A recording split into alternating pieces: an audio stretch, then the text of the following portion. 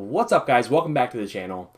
In this video I want to go over the current system of mods in Destiny 2 and also talk about some of my wishlist items for mod 2.0 when Shadowkeep comes out. I want to go over the different types of mods you can get from the vendors in the tower, but also talk about some of the mods that are only available via certain activities like the raid and the menagerie. Three things. If this video is helpful, guys, hit that like button. That'd be awesome.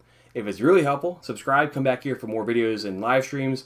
Most importantly though, don't buy my trash merch. It's overpriced and it sucks, so make sure you don't do that. Let's jump right into this. Mods, how you can get them, and some of the best ways to farm these things. So you see here that there's a ton of mods in Destiny 2 right now, and that's only going to increase when mod 2.0 comes out. A lot of these you can get just by playing the game from different weapons and armor.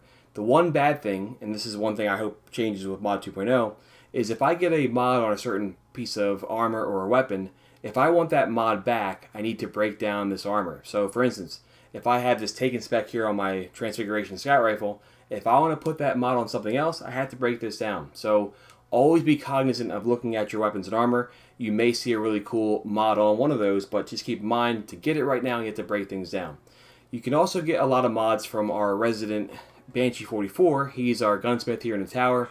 This is a returning NPC from Destiny 1. And every single day he has different mods for sale. So check his inventory every single day. You may find some really good mods. For instance, right now he's selling a super mod as well as a major spec. Both of these are awesome. Whenever he's selling these, try to grab at least one or two. You'll notice that to buy these though, it has a pretty high price, 10 mod components. Now luckily, he has some really cool bounties. Each day he'll have a couple different daily bounties. These are really easy to get done. You'll likely get these done during your normal playthroughs, but they'll give you mod components as well as enhancement cores. So always buy these.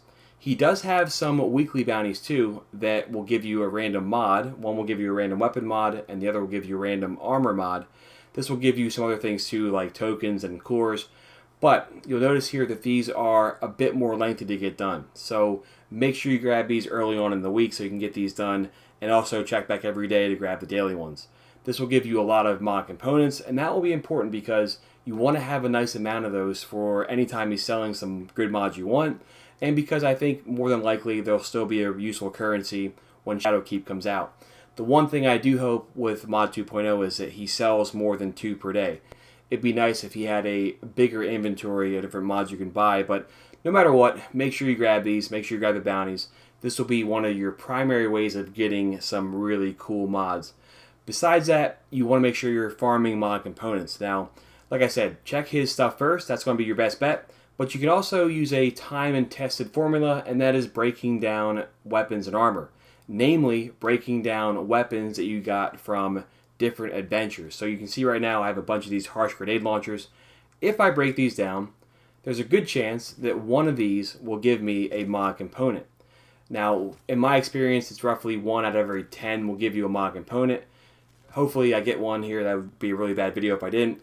But you can see right there that gave me a mod component. Now, the reason why I recommend the adventure weapons is because they give you back more of your materials. And like I said, if I go to my collections here, I can look at my weapons. This will be a nice way of bumping up your mod component total. Like I said, I'd recommend Banshee stuff first, but if you need some mod components, this would be a nice way of doing it. Harsh Language is the one I like to use. This is from the No Safe Distance adventure in the EDZ. But basically you just buy a bunch of these, break them down, and you'll get mod components. Now it will cost you Glimmer and Gunsmith materials. You do recoup some of that, but keep that in mind if you're using this to farm mod components. This is going to be one of your better farming techniques to get the mod components that you would use to buy mods from Banshee 44. Now, Banshee is not the only vendor here in the tower that does have some really useful mods. There is another vendor. She is down in the annex area of the tower. This is, of course, Ada 1. Now, Ada 1 is the vendor that arrived during the Black Armory. And there are some really good mods you can get from Ada 1 that are only obtainable via her, and these are some really good ones, like the Rampage Spec is one you can get from her. You can also get the Surrounded Spec. I'm running down there right now just because we want to see her in person and check out what she has. So if you run down here, Ada 1, I'm sure you're familiar with her, but if you're not, she is a Black Armory DLC vendor, and she has some really cool mods. Now, the one thing about her is you can buy mod components from her, but it's a really steep price. If I look here at her inventory, she sells mod components, but they cost a lot. They cost 3 legendary shards, which is quite a bit, as well as 25 gunsmith materials. So for that reason, I do not recommend getting mod components from her. But they are nice to have because you buy Black Armor mods directly from her with mod components and Black Armor schematics. You can get those schematics by breaking down Black Armory weapons. Those you can get from the forges. So if I buy these from her, you'll notice that she does have some really good ones, like the Rampage Spec.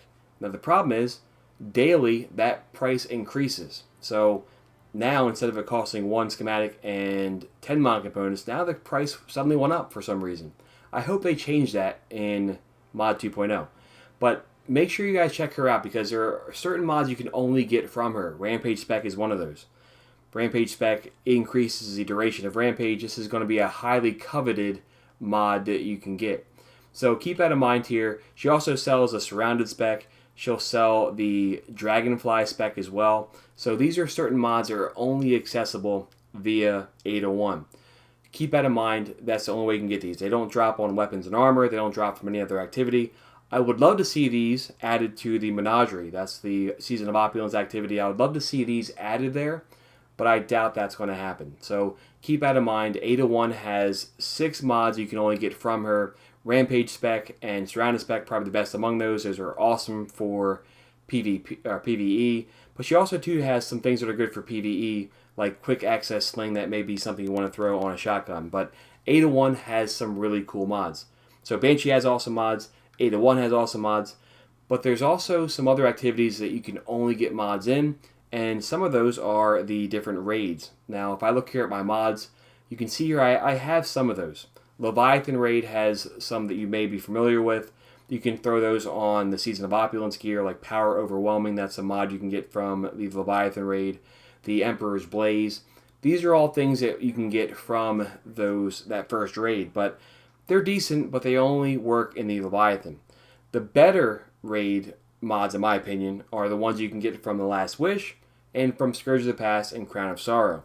So let's start with Last Wish first. So this, of course, is the raid over in the Dreaming City, and it is filled with taken enemies.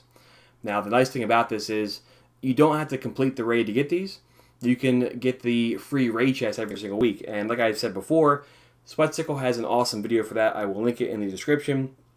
You can grab that free chest every week, and that free chest can give you taken mods. Now, these are some of the best mods in the game, namely Taken Repurposing and Taken Armaments. And I have the Taken Armaments here on a Titan helmet, and I have the Taken Repurposing on my Titan chest piece because I use that so much during the Whisper of the Worm runs that I do. If you guys need that weapon, pop in the live stream. I'll help you guys get that. But those mods are amazing versus taken enemies. You can only get those from the Last Wish raid. Similar, Scourge of the Past has some really good raid items too, namely Fallen Armaments, Fallen Repurposing. You can only get those from the Scourge of the Past raid, and they only drop from the Sparrow chest. So these are some really rare mods, but they are super effective. Like, I can't beat the 0 hour mission by myself without having Fallen Armaments mods. So make sure you guys get those. I would love to see both of these, the Last Wish and the Scourge raid mods, be added to the Menagerie, because that would make that activity way better, and these mods are super useful, so you'd want to play that to get those. The other raid mod you can get is from the most recent one, Crown of Sorrow. Now, I have a couple of these. I have the Hive Barrier, the Hive Integration. So the Hive mods, they drop from the Crown of Sorrow. The Fallen mods drop from Scourge of the Past, and the Taken mods drop from Last Wish. Now, the one thing about the Hive mods is these will drop from the Menagerie. So keep that in mind. If you haven't gotten any of these Hive mods, you can get those from the Menagerie. You just have to have your Chalice of Opulence fully upgraded, or you have to have your Chalice of Opulence somewhat upgraded, and that's the one perk here. We'll take a look at it really quick. Our Chalice here has one of the perks to it for Power and Efficiency 3, being that weekly powerful rewards will drop a Season of Opulence mod. Those mods can be the Crown of Sorrow mod. Like I said, I want to see, as part of this update, the Menagerie be able to drop all of those cool raid mods. That would be really good. So we've gone over the different things here, the different mods. In my opinion, I think your best bet right now as we head into mod 2.0, Make sure you guys are farming mod components. I don't think those are going away. I think that that's going to be something that you can take advantage of as we head into Shadowkeep. So buy all these grenade launchers, break them down, get mod components, do all of Banshee's cool bounties that he has, and that way you can stock up on those. If this video was helpful, guys, please hit that like button. We've gone over all these. If you wanted to learn about certain mods, please feel free to ask me in the comments. I'd be happy to go over those. But this is going to be your best bet as we head into Mod 2.0. Let me know what you guys want to see as far as the wish list. What changes do you want to see? What new mods do you want to see? I know there's a lot of mods that are going to be added. Are there certain ones that caught your eye? Again, we'll talk about this more after we learn more about that. But thank you so much for watching. We will catch up soon. And best of luck in Shadowkeep when it comes out later this year. See you guys.